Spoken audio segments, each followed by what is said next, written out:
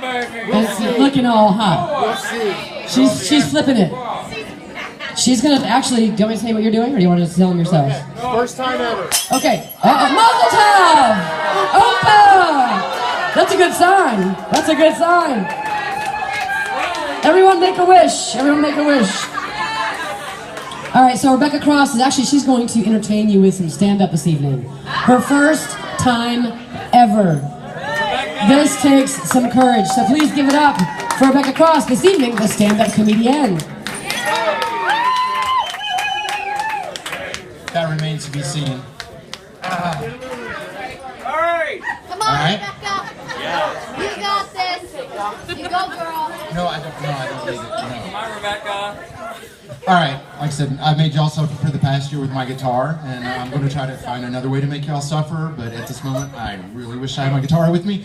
But, You are fabulous. as, you know, this might come to a shock to some people, but yes, I am transgender. Surprise.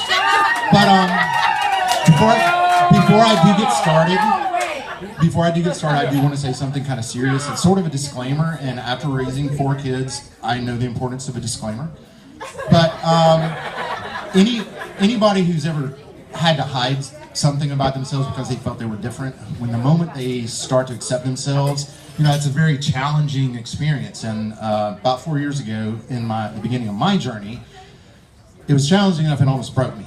And I had to sit back and go, I've got to look at this a different way. And for me, humor has always been a really good tool. And once I was able to accept that in my transition, I realized some really funny shit happens to me.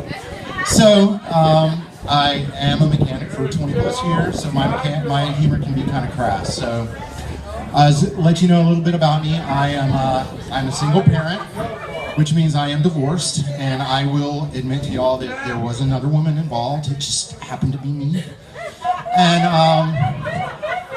but I'm really blessed with the relationship I have with my daughters, all 3 of them. And a couple of years ago, they were like, "So do you want me to call you? Do you want us to call you Mom?" And I was like, "No, you know, I'll always be Dad.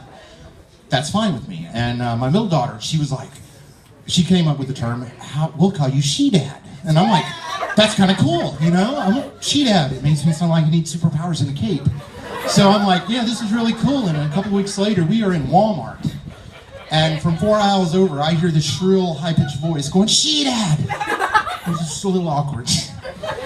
But anyway, I've got an experience thing with my daughters that as a dad, I never thought I would get to.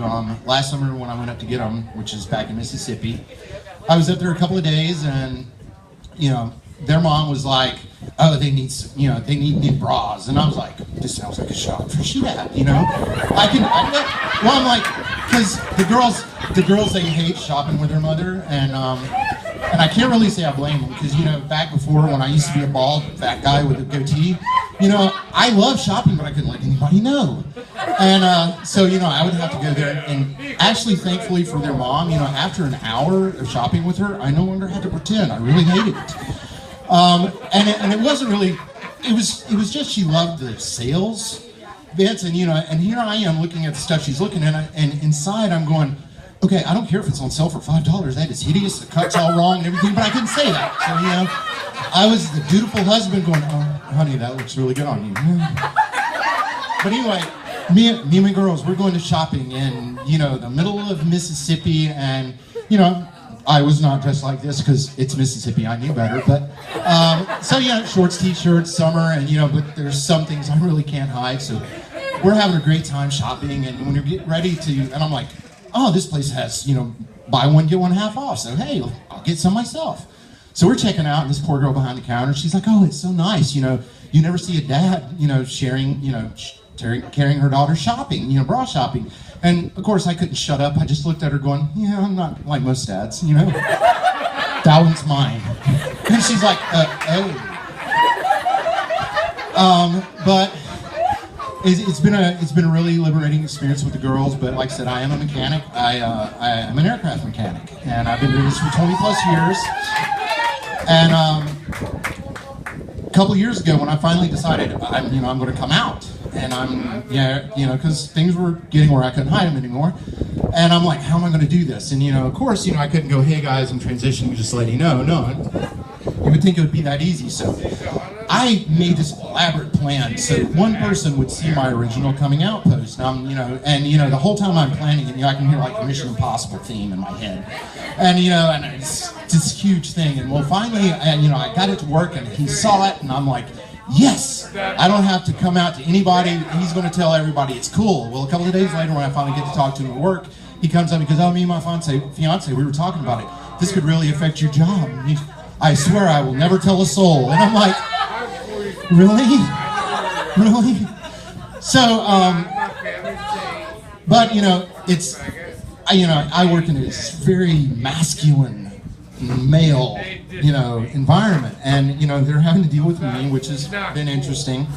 And most of the guys are pretty good, but some of the guys, like you would picture a mechanic, they wear thick-soled shoes so their knuckles don't drag.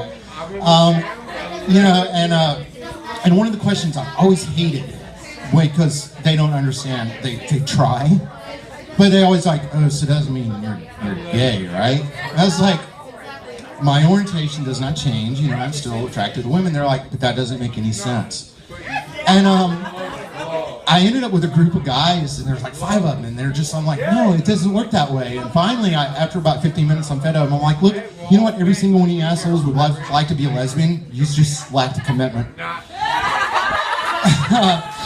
But no, my favorite comment, I was having another one of those conversations with one guy, and he was like, well, you like girls, so you're straight. And I'm like, no, I identify as a girl, so I'm a lesbian. He goes, but no, you're straight. And it reminded me of a couple of days earlier, I was helping a friend of mine with his truck because mechanic, and my friend just happens to be a trans guy, and like me, he's pre-op.